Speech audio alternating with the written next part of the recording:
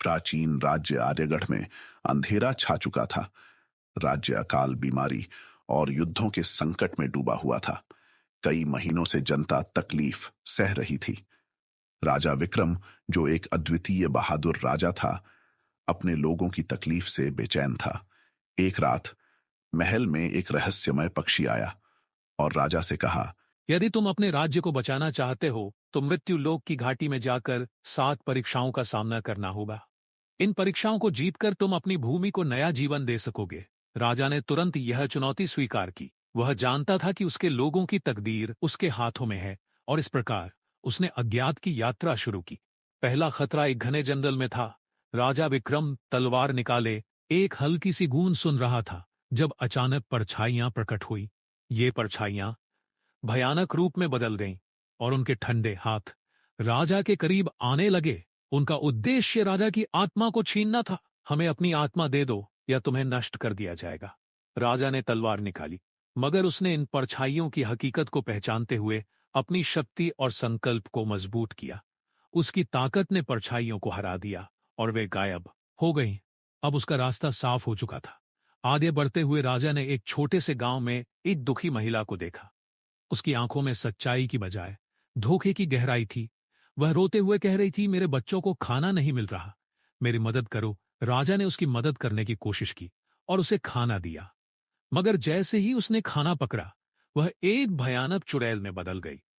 चुड़ैल ने राजा को धमकी दी, अब तुम्हारी जान मेरी होगी। राजा ने तुरंत तलवार निकाली और चुड़ैल की जादुई शक्ति को हरा दिया, मगर वह उसकी आत्मा को धोखा देकर पकड़ने की कोशिश कर रही थी। राजा ने अपनी बुद्धि और शक्ति से चुड़ैल का जाल तोड़ा।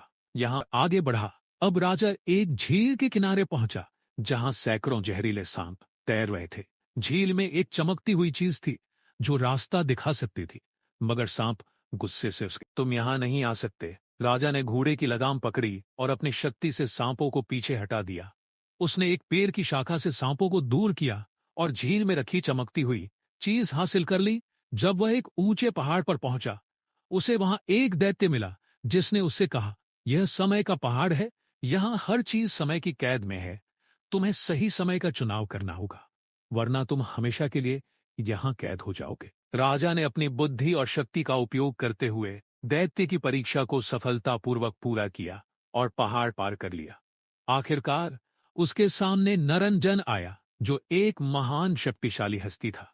नरंजन ने उससे कहा, अगर तुम्हें अपने लोगों को बचाना है तो तुम्हें अपनी जान की कुर्बानी देनी होगी।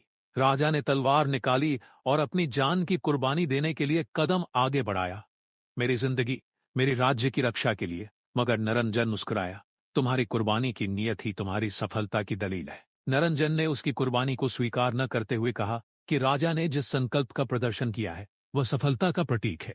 नरंजन ने राजा को एक चमकता हुआ रत्न दिया और कहा, यह तुम्हारे राज्य की तकदीर बदल देगा। इसे अपने महल के केंद्र में रखना ताकि राज्य में नई जिंदगी की किरण आ सके। राजा आर्यगढ़ वापस आया। महल में रत्न की रोशनी ने आसमान के अंधकार को छांट दिया और जमीन ने हरियाली उगाई। सूखी नदियों में पानी वापस आ गया। जनता की आंखों में राजा ने जनता से कहा, हम सब ने मिलकर अपने डर को हराया है और अब हम अपने राज्य को नई रोशनी देंगे। कुछ सालों में आर्यगढ़ फिर से खुशहाल हो गया। राजा का नाम